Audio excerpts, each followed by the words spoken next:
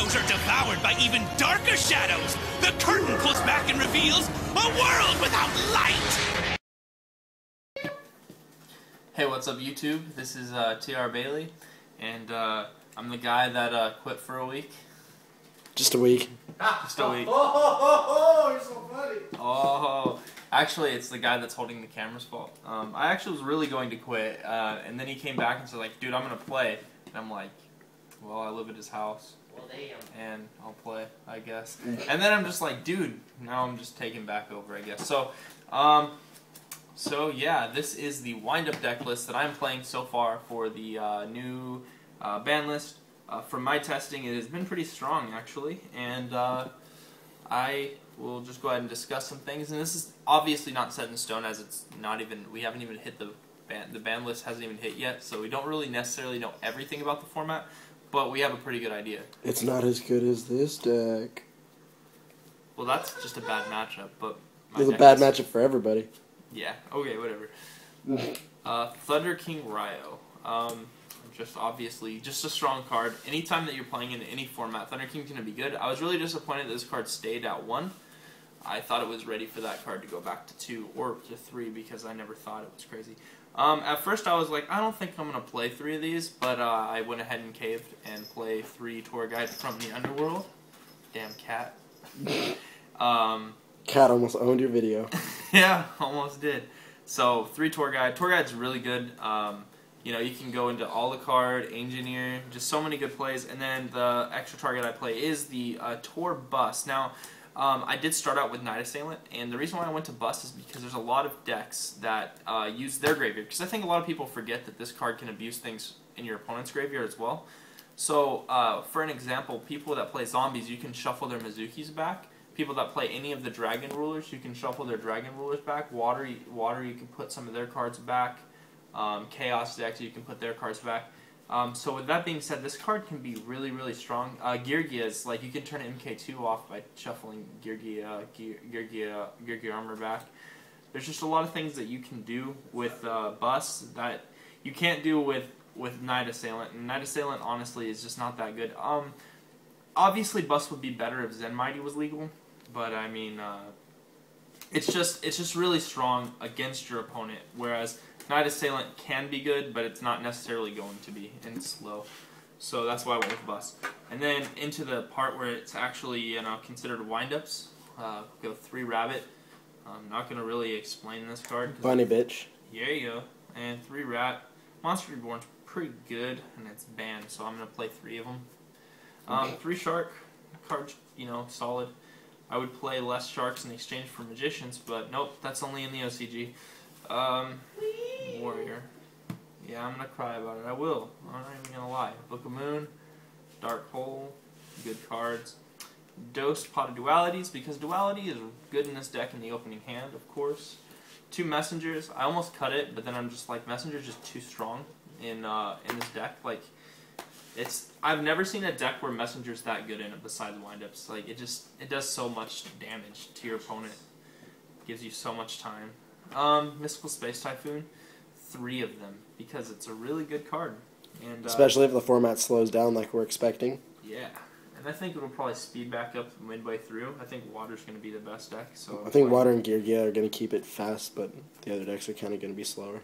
And this deck's really good. Medolce as well, and people always overlook these decks because they're tempo, and because Zen Mighty's a banned, they're like, oh, I can't kill them from 1 card, and you're just like, yeah, but you could, you know, tempo grind, and people forget that tempoing is the most important thing in this game, which is why these decks were good in their prime. 3 Wind-Up Factory, because Wind-Up Factory is the be-all and all.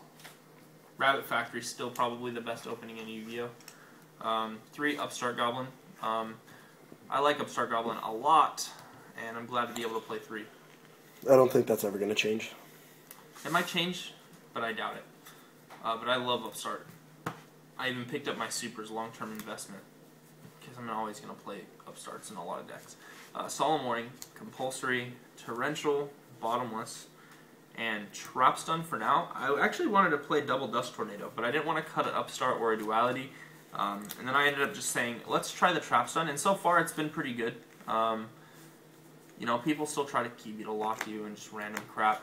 But Dust Tornado is going to be better this format than Trap Stun is. Because right now, this format, you're not wanting to turn Emptiness off and just kill people like you were last format. Or to clear the board so Emptiness takes over. This format's going to be a lot more slow-based. And there's going to be a lot more traps. And sure, this will be great. But a lot of ways to counter some of the better decks right now is continuous traps. So Trap Stun's not as good as Dust this format. And other than last format, I don't remember a time where I liked Dust less than Trap Stun. 2 Mirror Force, because I love Mirror Force, and I think it's still one of the best, most powerful traps in the entire game, and I like it obviously way more than Dimensional Prison. And a card that I think could go to 3 in my deck is Phoenix Chain, because I think Phoenix Chain will be one of the best trap cards this format, being that I believe Mermails will be one of the better decks.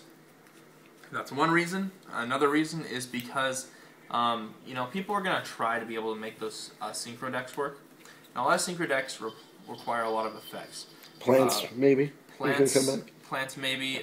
Junk Doppel is really strong. With Maxi dropping to the side deck, I can see Junk Doppel doing well. Not because Junk Doppel's always been a good deck, but the problem is, like, Maxi literally destroys the deck.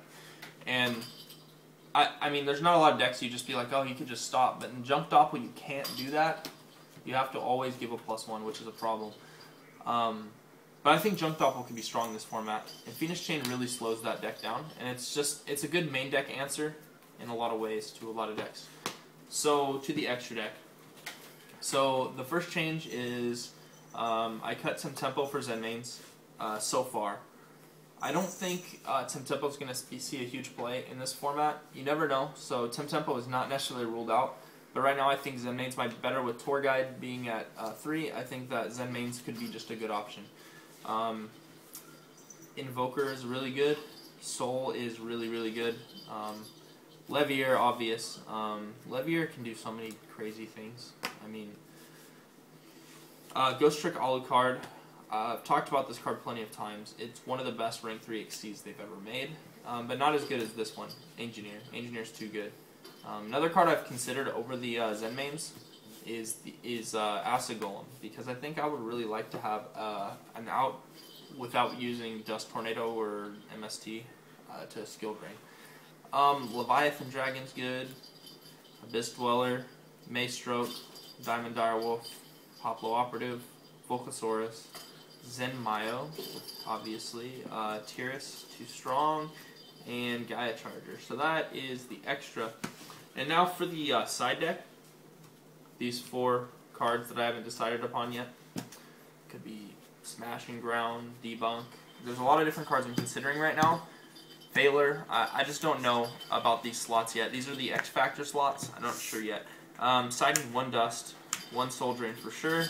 I mean, these other 11 are what's definitely set in stone at this point. 2 DNA Surgery. Of course, we all know that's really good this format. 2 Vanity's Emptiness. I feel like my deck can take advantage of Vanity's Emptiness a lot better than others can. And I think because of that, it's worth siding against decks like Mermails if it's going to be strong.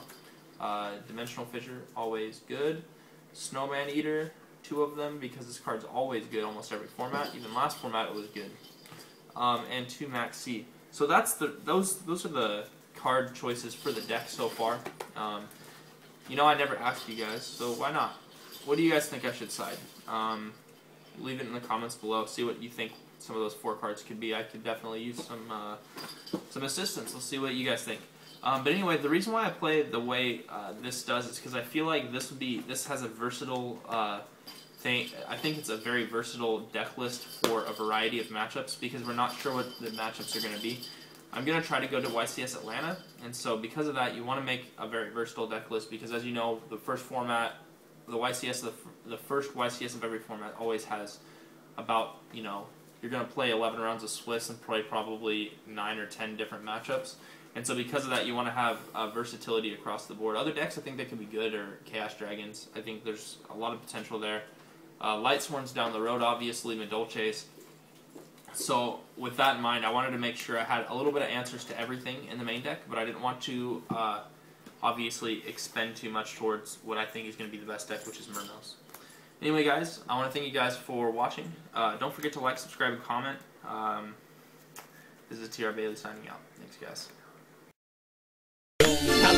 you do that right there, right there. Switch your hips when you walk and let down your hair, down your hair. I like the way you do that right there, right there. Make your lips when you're talking, that make me stir, make me stir. I like the way you look in them pants, yeah, you're fine. But mama a quarter piece, she far from a dime. The type of girl that'll get you up and go make you grind.